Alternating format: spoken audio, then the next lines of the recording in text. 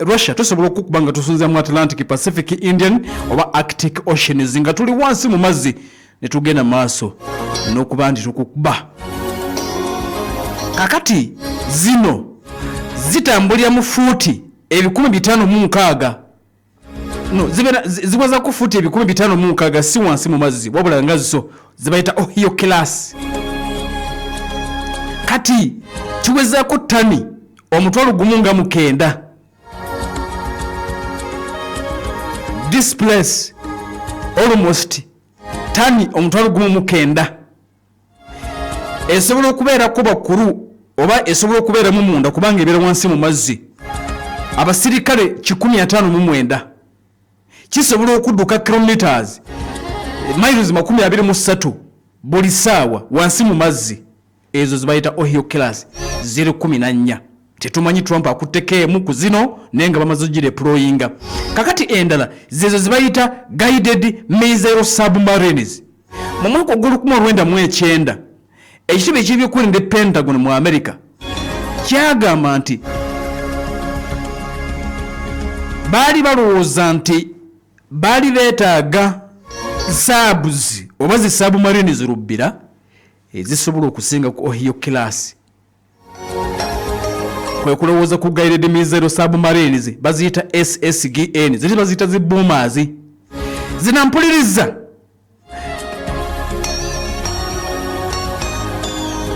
nazo zirina kirinnya erya boomers, zikalinga emizinga gye bayita Tomahawk. Tomahawk. Kakati jukira bwe babadde bakuba Iran beeyambisiza emizinga gye bayita Tomahawk era kigamu okuba nti submarines za America zakibaddemu ezo zezikuba zi Tomahawk.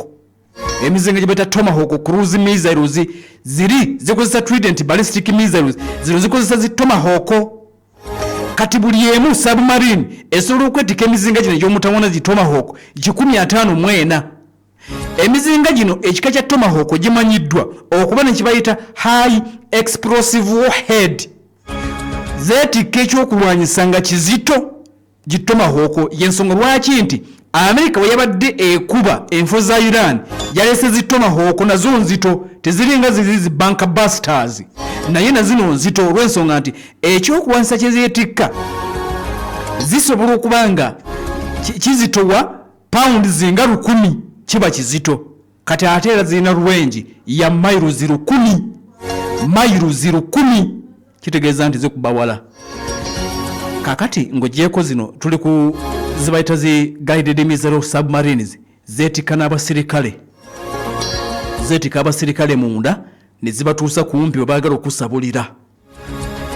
Kati movements zaazo ziri highly classified. America tatubuulira ziri luddawa mu mazzi batya nti bajja zitagetinga. Tezitera kulabikako naye America asobola okireeta ne kibeera mu liyanja wansi nga tomanyi. Mwe ne muyita ne kungulu nga temumanyi, kumbe wansi waliyo kisubmarine kirubbira kirimu n'abasirikale n'ebyokulwanyisa kitudde wansi. Bwe n'oyita waggulu emmere ne ziyita waggulu nga mwamulowooza nti buli kimu kiri nno mukumbe. Omumerika bwe yayagala okubeera superpower w'ensi yakola ebintu bingi. Kino nkibabuulira wano buli lunaku nti yali yagala okufuuka superpower wa America bino alibikola. America ennyanja zonna z'olaba amayanja oceans okwetola ensi yonna kumpi ayinamu bases aleeta lubbira neetulwa mu Indian Ocean. Asirika bw'ati nga temutegere na kutegeera nti America yajja ng'eri wansi mu mazzi, kuba si mmeeri nti mugenda giraba kungulu, si kyombo nti munaakiraba nga kiseeyeeya, ng'eri wansi mu mazzi lubbira nga n'abasirikale mwebali, neegumbayo neemalayo wiiki 2 mwezi nga gyebali nga babuuza ani aleeta wano essagaliko tumutereeze. Be America ne bakwata enda ne bagitwala mu Arctic nayo neegumba mu America, enda n'agitwala mu Atlantic, enda n'agitwala mu Pacific nga wansi mu mazzi nga mmwe temumanyi nti omusajja waali kibayitwa mu America. Ng'ogyeko bases ez'amagye ge mumanyi eziri scattered okwetola ensi yonna n'ebyo abiyina. Kaakati osobola okugamba nti omusajja afuga wansi mu mazzi, n'afuga kungulu, n'afuga obwengula. Sajjabo kale America. Kakati katusemye ekika ekyokusatu baziyita zi fast attack submarines. zino za mpuliriza zirina kakati zino America yazikola omulimu gwazo omunene to hunt and destroy enemy subs and surface ships with torpedoes. Zina mpuliriza mu America ziyakola nga zizigenda okuyiga ezi submarine z'omulabe. Singa America emanya nti Russia aina submarine oba China gyatadde mu liyanja Atlantic aleeta zino zi first attack ne zeyiga kati ate ngujiko okuba nti zeyiga America azireeta ne wansi mu mazzi zikube ebyombo ebiri waggulu ku mazzi singa alaba torpedo singa alaba cruiser oba singa alaba emeri ya Russia eyita ku mazzi nga yagala ojikuba asobola ojikuba nga tayise mu bbanga n'asensera wansi mu mazzi wansi ku ntobe y'ennyanja n'afubutuka eyo n'agibalula ezo baziyita first attack zimunyamba nnyo okuba ebyombo by'abalabe okuba submarines ez'abalabe n'ogenda maaso n'okuba nti zikiriyalinga amazzi.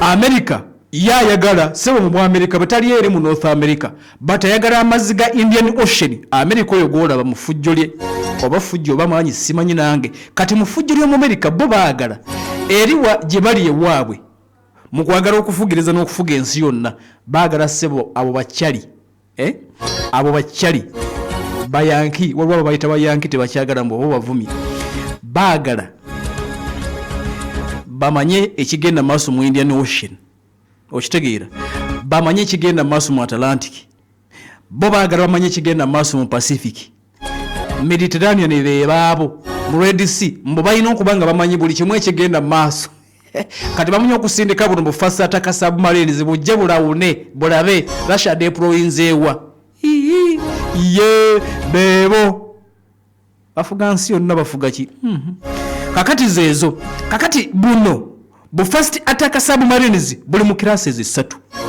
Class esooka bagiyita Virginia class, class eyokubiri bagiyita Los Angeles class, eyokusatu bagiyita Seawolf misege Seawolf emisege gy'oku mazzi ene class endala. Virginia class yempya bagireta juzi mu July kakati ampuliriza eno bayina ziringa bisatu mu 7 ku 461 mu buwanvu.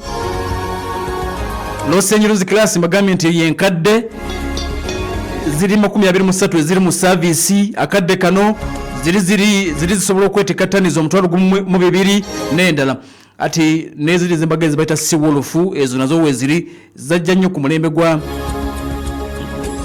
Jimmy Carter akasera nga kyakulembera eggwanga lya America. Kakati bya America by'ebyombo ebyo bye bayita submarine si bino ebyokumazzi ebyomunda wansi zirubbira kale tuziyite rubbira America zibakangana zensi kati tetutegedde bagenda ziteekawa bagenda zireeta ddi ne Trump akyogeddaga tugenda zisembeza ne Russia. Olwaleero mbadde nyina okunnyonnyola nti America agenda kikola atya ayina ki kyalina okitegedde kyekyo yenzo omukugu kati mulooza ate muddwani tuluddeyo tuvuddeyo katusooke tukomye okewaka tuvuddeyo ebyombo bya America byebyo ebya Russia tetwogedde byombo in fact zirubbira za America zezo zenkunyonyodde eza Russia ogenda kukkiriza nzikuleetere ddi enkya kubagwa awagira America oyinza okulowaza nti bo abarasha mbo bali awo batyo era mbo tebayina ezo ngenda zikuleetera olunaku lugenda kuba lwanca ez'abarasha otegeere nti munnange nabo tebatudde okitegedde kati katusooke tudde mu byobufuzi 2026 loading katulabe ki ekiriwo ki ekitambula Pal FM ekkula eri omuntu wa bulijjo. The inside story. Okulonda kwe tugendamu kwa muliro, we either make it or break it. The inside story. Now we hear those who joined yesterday are lecturing us about opposition. Fab opposition. We are professors of opposition. We have PhD in opposition. Others are still in the kindergarten of opposition. The inside story. Government yasaba constituencies. Soko linde yasaba districts. Gwe wali ogezeko mu government gwe. Obumanyi obutegeera. Yogera ku byotegeera. Wetakula wakusibwa. The inside story. Abeli ni balonda Bobi Wine. Museveni wants life presidency. We must abandon that silly tendency. Umuyimbi bino siya kunyimba. The inside story. President waffe alina emmotoka 606 abakozi abakola mu maka 996 n'abalimi gadena 8. The inside story. Egrupu ya Museveni tujja kugimalawo ne Museveni yennyini tujja kumalawo. Inside story. I hear that you spend a lot of time on chit chat, that you are chatting on social media. Are you chatting with people who are knowledgeable? Inside story. Noop is a result of the errors we made in Uganda. You tell me, well, what is Noop? Noop is just a hasty conglomeration. Tell me. Kati gano gaberaga 2026 tukujjeyo eri mu zisabu malini kansoke nkukomyeko ewaka now nga tugenda mu kalulu ekibiina kya NUP NRM n'abalala bakyayongera okuba nti babala balabe engeri gye bagenda okufuna ebifo nkutute mu NUP okusooka ngenda kuleetera naga ekibiina kya NRM naye kasooke mu kibiina kya NUP kakati tugenze kuva mu weekend ampuliriza nga mu NUP process eyitibwa harmonization yabadde ekyagenda maaso kibiina kya NUP kyegezaako okwogezeganya ne bakandidate ab'enjawulo nti gwe vva wano odde wano kakati gwe vva wano gwe dda wali kino kirekere munno gwe genda kuba meya tisigala kuba kansala gwe MP dda wano na kino bakiyita harmonization era ekibiina kibadde kigenda maaso n'okuleka nkyogerezeganya n'abakulu ab'enjawulo kakati nkututte Nansana municipality tulabe ekibaddewo kati ampuliriza oluvannyuma lwa harmonization ekibiina kyagezaako okwogerezeganya bakandidate ab'enjawulo abeesimbye ku bwa meeya ne ku kifo eky'omubaka mu palamenti w'ekitundu ekya Nansana municipality ne batuuza bakandidate bonna wakati mu kubabuulira kaati nti ono yasinga amaanyi gwedda wano ne babagayidinga kakati okusinziira ku byabaddewo ekibiina ne kimala ne kigenda ku ground ekya NUP Nansana ogezaako okuleka nti basootinga constituency eyo ku bubaka bwa parliament ne ku bwa meeya kati munnange byagenze okuggwa harmonization ne ground byagenze okuggwa NUP nebala bakandidate bebadde ina mu Nansana municipality NUP yagenze okubala bakandidate bebadde ina mu Nansana municipality ne bakola ground ne boogende nabo bebayogedde nabo kakati mukola ground work NUP yagase bakandidate bonna bebadde ina mu Nansana omuli Zambali Brasio Mukasa John Bosco Serunkuuma Hamza Kasozi Regina Bachite Kawesa Steven bakandidate bonna ngegase abeesimbye okuba meeya n'abeesimbye ku kifo ky'obwa MP NUP ngeyagala okuzuula ani asingamu ku maanyi wano kakati okusinziira ku NUP bye bazudde Nansana gurawundi yaabwe yagenze okuggwa bagenze okukizuula nga kandidate mu kaseera kano asinga okuba n'amaanyi Nansana municipality ng'obaze ebifo bonna beesimbyewo oba bakansala oba bameeya bagenze okulaba nga kandidate asinga ye Zambali Brasio Mukasa era ne babanga Zambali Brasio Mukasa bagenze okulaba nga kandidate akwata ekyokubiri mu bonna be bayina Nansana nga ye John Bosco Serunkuuma kaana kambaata bagenze okulaba kandidate owokusatu gwe bayina Nansana nga ye Kasozi Hamuza akwata ekyokuna ye meeya w'e Nansana Regina Bachite owokutaano ye Kawesa Steven chairman we Katooke kakati NUP kiyakoze negamba kakati tugenda kubeera kino kigenda kwanguwa bwe kibanga bwe kitibwe kiri asinga okuba ow'amaanyi mu kitundu mu municipality ye Zambali Brasio Mukasa kati ebirwo biraga nti tebannamulangirira bulangirize naye nga kyawedde dda baakitegedde nti yadde nga balina incumbent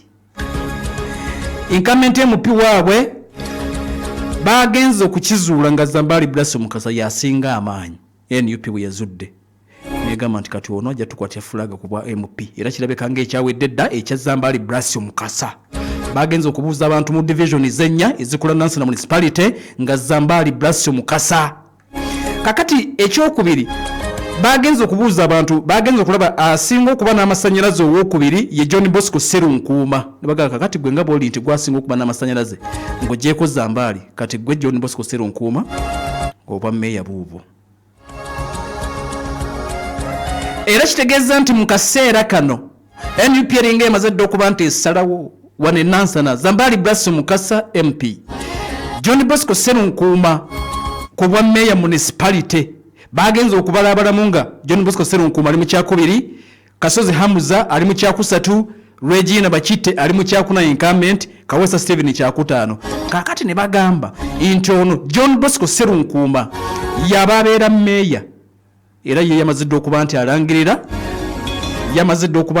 nti kiri akitadde John Bosco Sserunkuuma Kana Kambata Foot Soldier abadde nnyo mu struggle okuva mu mwaka 2020 bamuwangula nga yawangula akalulu ku bwa kansala nga ali mu kkomera, abadde nnyo mu activism mu kaseera kano yamazidde okuba nti alangirira nti race yagivuddemu, wabula yagambye nti race obwa MP yagivuddemu ku lwa bulungi obwa kibiina ya stepinze down yagenze ku bwa meya. Kati Kasozi Hamuza ono yabadde ajja ku bwa meya, ekibiina kyamugambye nti genda ku bwa meya obwe Nabweru, abadde kansala we Nabweru bamwe kati genda kuba meya obwe Nabweru oba ojenga kansala omyuke Kana Kambata nga vice meya babala. Regina Bachite abadde meya onampuliza gye buvudde kali n'ebigambo byayogera ebyalabika nga bisosola eddiini nga bisosola mu ddiini ne mu bantu, era kigambibwa okuba nti ono ekibiina yakyangwiriza eky'omumma tiketi kirabika kyekiriwo, ayinza okuba nga talina mukisa gwonna. Ebigambo byayogera n'agamba nti nga birimo okusosola mu ddiini era n'ategeeza nti bwe batamuwa kaadi ayingira DF biyinza okuba byamuleetera obuzibu. Kakati bwekityo bwe kiri netegedde nti ate Kasozi Hamuza abadde ayagala obwa meya si mumativu era yabuzeewo, bamunoonya bayogere naye tebamulaba. Kati batidde nti singa Kasozi Hamuza ajja ate nadda mu reesi ayinza okwonoona akalulu, kubanga bakitegedde nti singa Kana Kambata gwe basuubidde bakwatira kaadi bagimuwa, Regina Bachite ayinza okufuna ekibiina naddala DF najja, kati Hamuza naye bwajja aba akwonoona. Ekibiina kikyagezaako okwogera naye Hamuza Kasozi akkirize ajje kuba meya obwa division eye Nabweru emu kubikula Nansana municipality, obadde kuba kansala agende mu kansa amyuke Kana Kambata abere vice we oba abere speaker nga ebigenda maaso n'okuba nti bitambula akadde kano kenyini. Nansana municipality bwekityo bwe kiri. Kati ekibalo kye Nansana kirabika kyo kiri sorted as for now. Regina Bachite kuba meya ekibiina nti ebigambo byayogera babiwulira n'abanguyiza okumusuula. Zambali Brass Mukasa kati nti emikisa ayingidde 9 ku buli 10 ye meya ddako dada gwe bagenda okuwa kaadi wano Nansana okusinza ku byabadde bitwategedde. John Bosco Sserunkuuma n'okulangira yalangiridde dda yatuliza press conference n'agamba nti gyagenda kujja kuba meya era nga twategedde nti tiketi y'ekibiina mu kaseera kano agina mu ngalo 5 nga bisuubiddwa okulabika nti oba oliawo bitambula. Kale ne bwebiti babiri abantu b'e Nansana municipality okusinza ku getwina obukosi ag'omunda ga 2026 gategeezezza ne gagamba nti John Bosco Sserunkuuma bamaze okumuzza kuba meya Nansana municipality kamu 2026 ate nga mu kaseera ke kamu munamawulire Zambali Brass Mukasa ekibiina kigamba nti oyo alabika nga yina embavu obakwatira bendera. Bakoze ground bagenza okulaba nga ababiri be balina ab'amaanyi mu Nansana ye Zambali Brass Mukasa, owokubiri ye John Bosco Sserunkuuma Kana Kambata. Nibagamba Zambali nti kwata mu bwa MP awo wabi gundi anatusonyiwa Wakayima, ono bamugamba nti naawe kwata obwa meya Bachite anatusonyiwa. Bwe bitambula tugenda kujja n'ebibiina ebirala ate nga tulina minzaani Mukono South constituency. The inside story. Okulonda kwe tugendamu kwa muliro, we either make it or break.